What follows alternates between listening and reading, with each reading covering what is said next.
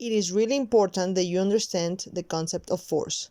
A force is a push or a pull that alters or tends to alter the state of motion of a body.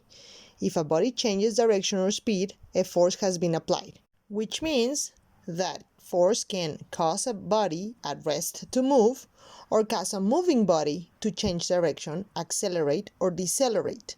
There are two factors that will affect the outcome of the force being applied on the body or object: the size of the force and the direction of the force. The link between force and motion is without forces being applied, there will be no change in motion. As we can see in the image right here, that person is going to apply force in the back of his foot. When he starts his race, he's going to push off the floor, and that's where he's applying force. It is also important to mention the principle of summing joint forces. Because the body consists of linked segments, every joint or segment contributes to the force in the movement. All force is generated by the large joints and end up transmitting the force to the smallest segment of the body. In this case, the foot of the soccer player is the part of his body that receives the combination and sum forces from every segment.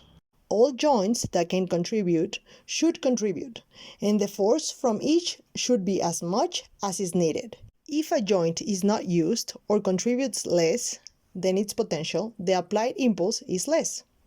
Now let's look at the principle of continuity of joint forces. When a movement is performed, look for a smooth continuity of segment motions. A movement cannot be paused. It has to be continuous. If you pause or you hesitate, you lose power. You have to go for it. Follow through. It cannot be any stop. All of the principles connect with each other. Remember the last principle. All of the joints, all of the segments add up strength to communicate the strength to the last part of the body. Any pause, hesitation in the motion disrupts the smooth proximal to distal flow and causes a reduced impulse. In other words, just go for it. It has to look smooth. If it's more paused, it has less power. Our body can do all those marvelous movements because we are full with levers. A lever is what you see in the image. The elbow is a perfect example of a lever. It moves on a fixed point represented by the triangle, as you can see in the image. It can change direction and strength of an applied force. The elbow can go up and down when force is applied.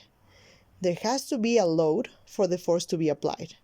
A lever can also help in the change of distance and speed of movement. That is why we have to understand the levers in our body to use them properly.